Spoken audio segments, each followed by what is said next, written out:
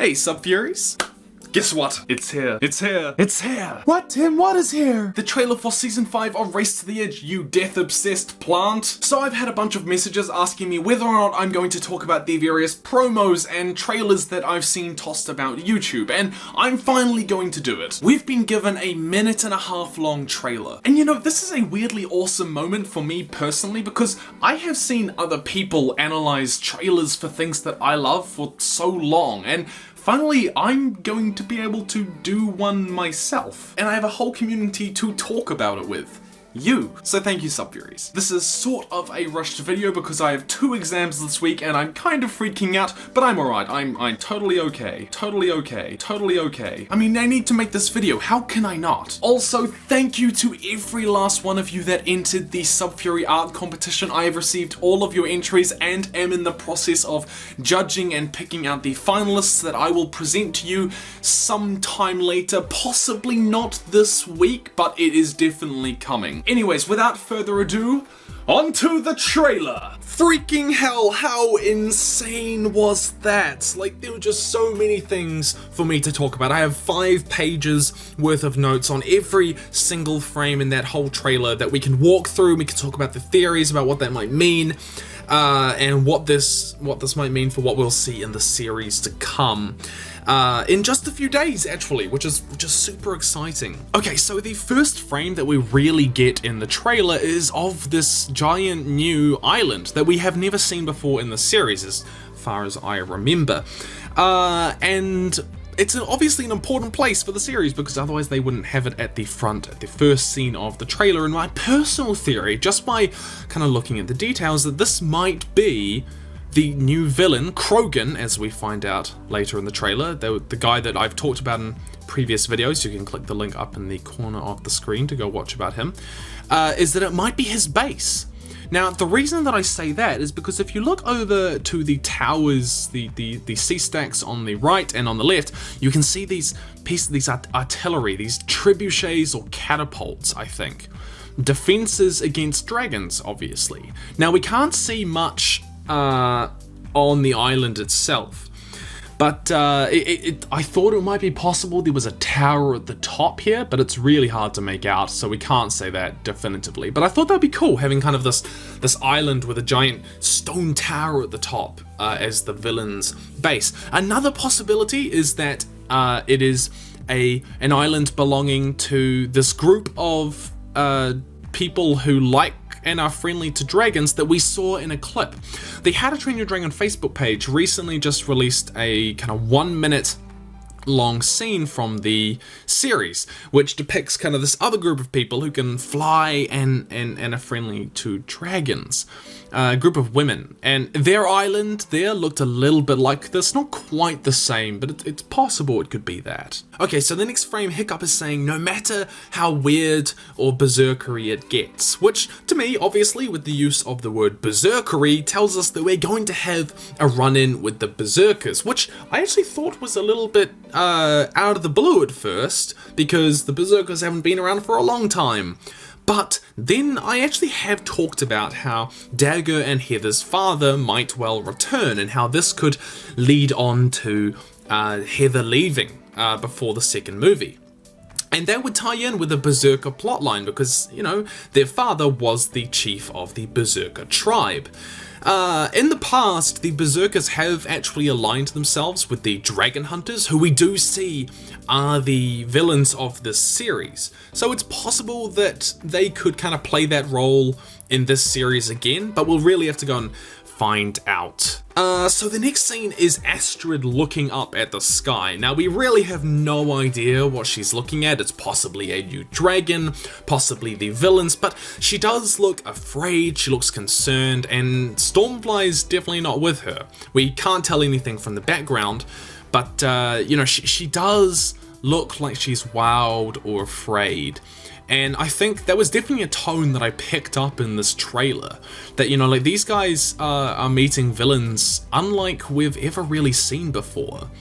And as you'll see later on in the trailer, it's dragon riders. It's people who ride dragons just like them. I think, you know, like this particular shot could almost be in response to possibly the first time they see that. So in these two shots, we just see fish legs running and Snotout kind of looking down with this weird smirk, and I tried to come up with something to say, but there's really not much to say here.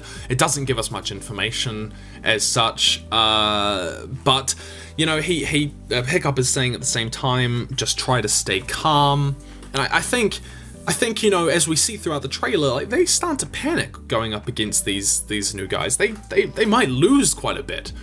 And I think that might set the tone for this season, that they're not going to do as well as they did against the Dragon Hunters. Okay, so the next shot we get is of a new species of dragon, which is awesome, of course. And this one has actually appeared in previous teasers and trailers and shorts that I've seen on YouTube. But we really don't know that much about it.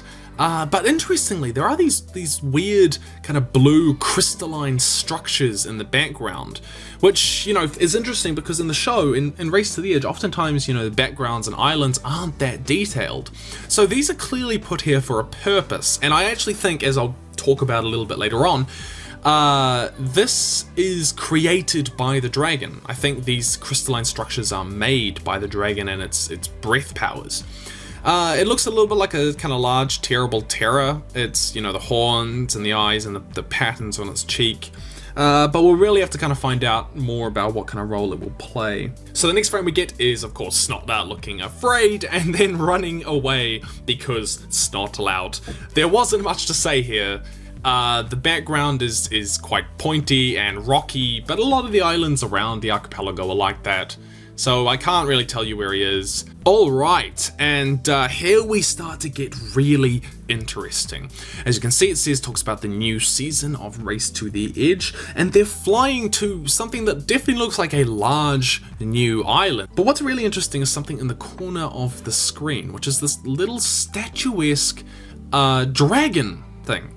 Which, by the way, is a dragon. We have got confirmation of that. Later in the trailer, we see this particular dragon flying about and doing damage. And this was also an image that we saw in the Netflix advertisements. And it's really cool looking. I really love the look of this dragon. And they don't seem to be flying towards it, which to me says that they're going to come to this island, and they're not going to realize that all of these stony looking statues around them are dragons, and then suddenly they're going to find themselves surrounded and really taking a beating from this group of dragons. They're clearly boulder class, by the way. I mean, they've just got the stony boulderish look to them. But that's a really good defensive mechanism, you know, being able to look like statues and have no one even pick up on it. Okay, so we can see, of course, dragons race to the edge, and the most obvious point is that this is the edge, and there are lava lines to the left of the image. So, you know, they clearly survive the mountain the volcanic eruption that we saw at the end of the last season. The mountain itself has actually got its top blown off, and it's not smoking, so clearly, you know, this particular shot is from quite a while after. You know, the volcanic eruption happened quite a while ago, and they must have stopped it reaching the edge, because if you can sort of see in the background that the lava lines tend to diverge off into the ocean. They're black, charred. They clearly burned a lot of forest, and it was a close battle, which I think will be really fun and interesting to watch. But ultimately, the edge was not destroyed by this volcanic eruption. Now, I know I talked about a whole theory about how the edge is going to be destroyed, but I also said in that I didn't necessarily think that this volcanic eruption was going to be the thing to do it. Quite possible that we'll see that happen next season, which would totally be okay. Has more revelations. Now, where do I even start with this particular frame? This may tie in with what I was talking about before with Heather and Dagger's father, that he might come back, or that they find a clue as to where he went.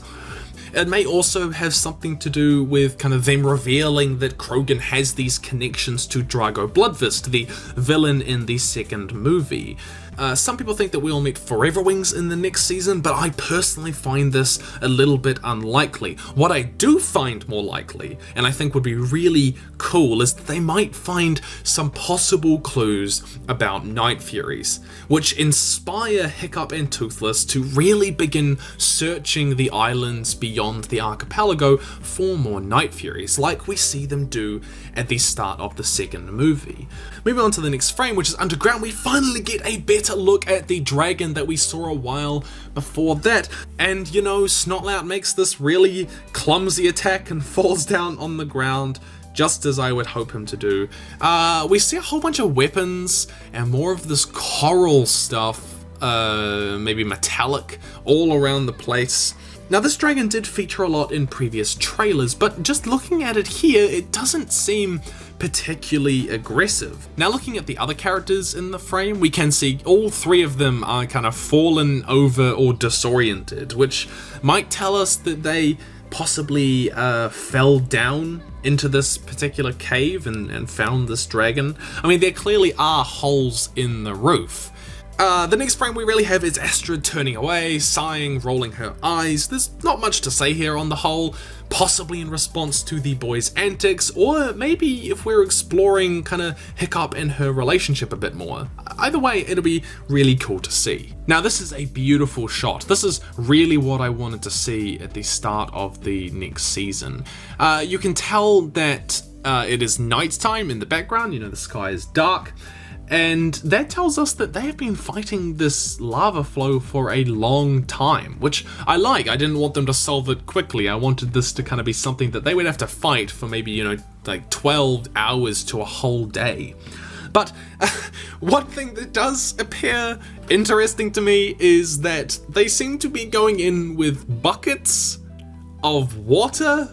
Now, this is lava, it's not fire, and even if it was fire, it's a huge fire. Like, I really have no idea what they plan to do with some water in buckets that are that small, but hey, we will see how they deal with the lava flow in the show. A possibly better strategy to deal with this would be to divert the lava flow. So we saw in the previous shot of the edge with Hiccup flying down that the lava flow had sort of flowed off to the left of the screen. Now that tells me that they might try and redirect the lava so it doesn't hit the edge, so it just kind of parts either side of it. I don't know how they'll do that, but it'll be really cool to see. Now, this is something I did not expect. I did not think that the Dragon Hunters would survive without Vigo or Riker, but one possible way that this happened is that, you know, like after you remove the heads of the organization, it creates a power vacuum. It allows someone else to kind of step in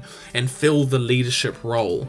You know, there wasn't really anyone kind of third in command after the two of them. And later on we see that they have a new villain who might have done just that. Now in the next frame we can see Outpost Island. Obviously it's no longer erupting, there's no smoke, there is no lava, but something is on fire. In particular, Dragon's Edge is on fire. It is burning. This might be Dragon's Edge being destroyed. And I think that would be a really cool way to end this upcoming season, that we would see Dragon's Edge itself being destroyed. And that would of course make sense of why we don't see it in the second movie. In the next shot we see them fighting hunters, and at first I thought this was the dragon. At first I thought this was the dragon pit on Burke, but I looked in the background and there's no roof, there's no kind of over cage. So it's clearly somewhere else. But what is really cool is to see Hiccup fighting like this. He's come so far from the guy that could barely handle a knife in the first movie. I really do love that character growth, and it sets up how good we see he is with a sword in the second movie. It's possible that they're fighting in this new Dragon Hunter base. I mean, obviously they don't have any dragons with them, and you know, it's questionable as to why he wouldn't have Toothless beside him. So Hiccup is saying here that they need to try something completely unexpected and out of the box. I think this particular line and what they do will be something later in the season, after a series of defeats, possibly after having the Dragon's Edge base burned like we saw before. They're going to need to try something different to defeat them. And immediately after that, we see a frame of them all running in. Hiccup in the middle, Flaming Sword, Heather and Astrid beside him, running in to take down whoever these new enemies are. And as I said before, they don't have any dragons with them, which is odd because as you can see kind of above in the shot, there's definitely an open sky. There's nothing really stopping them from riding their dragons in, which makes me think that it's possible that they're currently doing a rescue in this shot, that their dragons were taken by this new enemy, and they're on their way to that dragon hunter base to bring them back. And boom, a new enemy. I'm really happy that they went kind of straight into this because I didn't want them to dilly-dally around it for a few episodes before revealing Croghan as the villain when half of us had already figured that out already. This, shot makes him look fearless, imposing, villainous, and if you go forward a few frames, you can tell this is a giant cage being engulfed in dragon fire, and he is just standing there. In the next frame, he's breathing in the smoke, his eyes aren't even watering, he is not phased at all, and he's trying to enslave dragons in a way that the dragon hunters never did. He's being far more cruel, and we see how he does that kind of a little bit later on in the trailer. You can see just to the bottom of the screen Drago's symbol. I've talked about that before. You can click the link in the corner of the screen to go watch the video on that. And his armor is dragon skin, just like Drago, and I think we'll see a lot of the enemy characters in this season wearing dragon skin as armor, which is presumably fireproof. Croghan here is saying in his deep, rippling voice, "Now is our chance to wipe them out entirely." And I think he's coming after the riders specifically. This is unlike Vigo, who was dragon trading and really just wanted the riders to sort of get out of his business. This fight that we're going to see over the next couple of seasons is going to be far more personal. Croghan is going to be coming after Hiccup. This new dynamic is going to be really interesting to watch. Snotlad here is professing we have to take the fight to them quite ardently, quite passionately. And I think that really sets the theme of what I just mentioned before, that this battle with Croghan is going to be more personal. And as you can see here, this is set at the edge and it's on fire, it's smoking. This place has been attacked, it's been trashed, it's been burned. And, this is really kind of where the dragon hunters and this new villain are going to kind of diverge, because the dragon hunters never really got to the edge. We saw them attack it a couple of times, but they never really got close to it or anywhere near destroying it. And finally we come to the two most interesting frames in the entire trailer. Now I have to give thanks to Russia001 for this, because I didn't actually pick it up on my first watching and when I was writing my notes, so thank you for pointing this out to me. We see just down the bottom here the dragon eye. Now at first I dismissed it, I thought it might just be some sort of structure on the edge, but when I looked close, no, it's got the red eye, the 3 teeth at the bottom, the 2 teeth at the top, and the hooked mouth. This is undeniably the dragon eye, and I am really happy, by the way, that the dragon eye is back. I did not feel that they used it efficiently or as much as they could have in the previous seasons, but this also implies something else more interesting. If the dragon eye survived, does that mean that Vigo did? Now I cannot say for certain, but if I go forward just a few frames, we notice that Croghan isn't standing alone up here.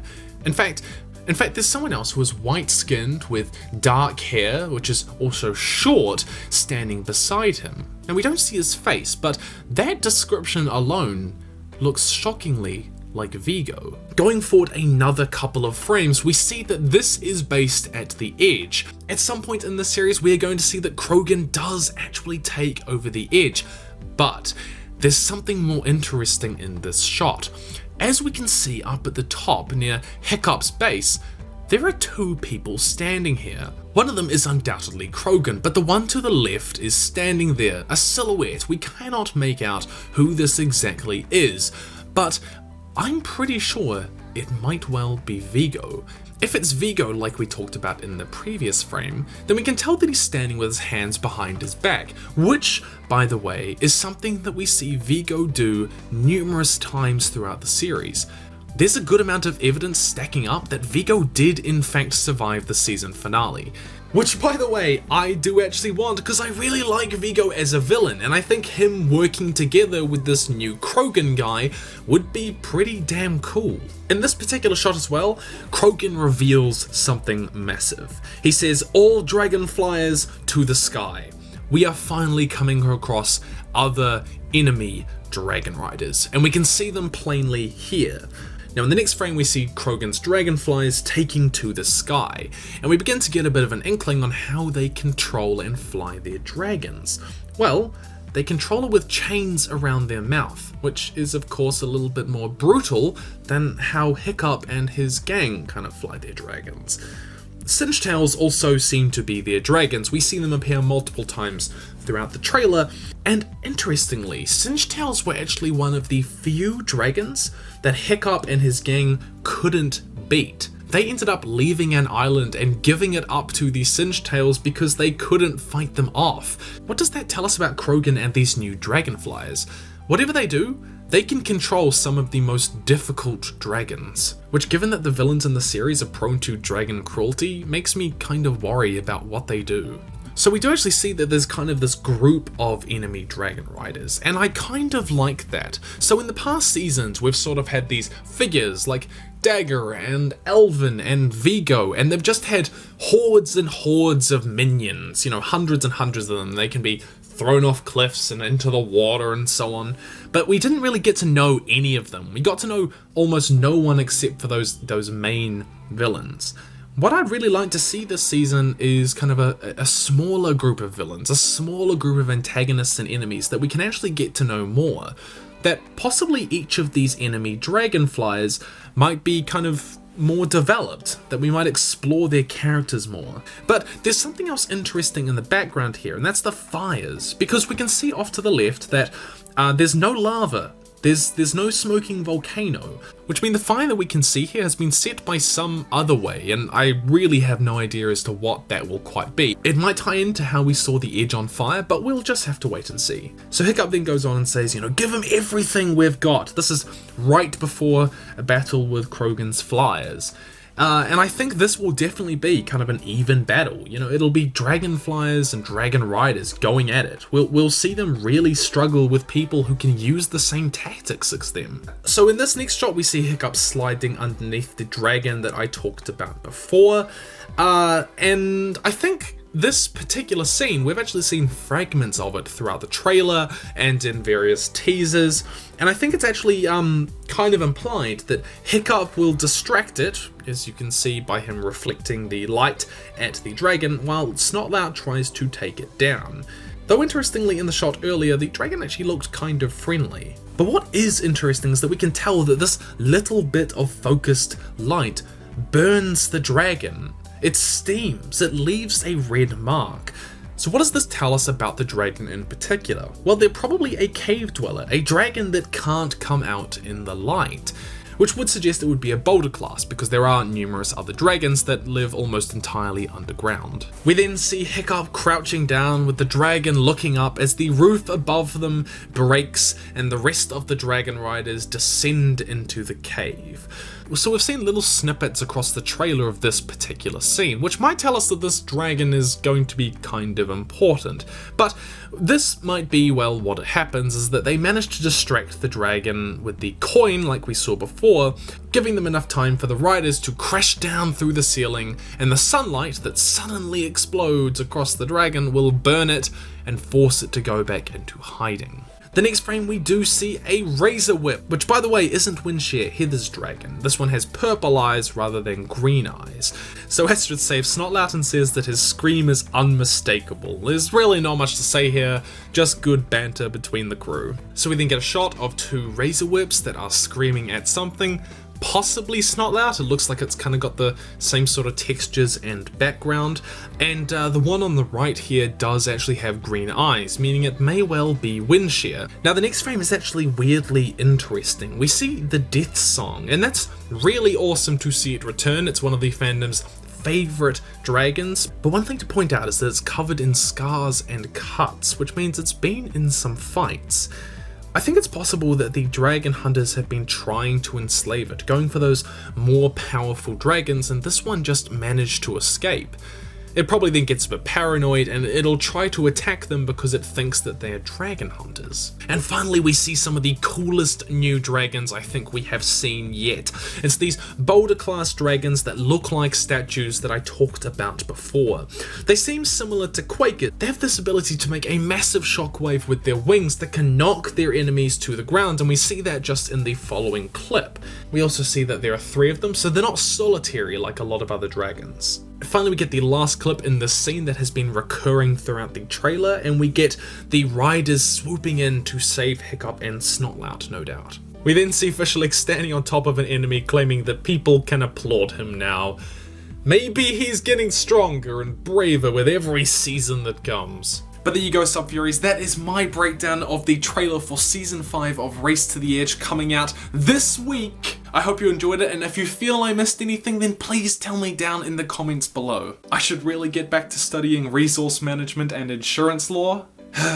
My life is fascinating. Or at least I should sacrifice someone to appease Mishka. But either way, I threw that video together and I would love to hear your thoughts down below. In the meantime, I'd love for you to join other SUBFURIES, follow me on Facebook, Wattpad, Twitter, emailing me or sending me stuff you've made at the links and address in the description below. Supporting me on Patreon, it's always really helpful, though I need to get back and do some work on that. Stay nerdy, SUBFURIES, and I'll see you in the future.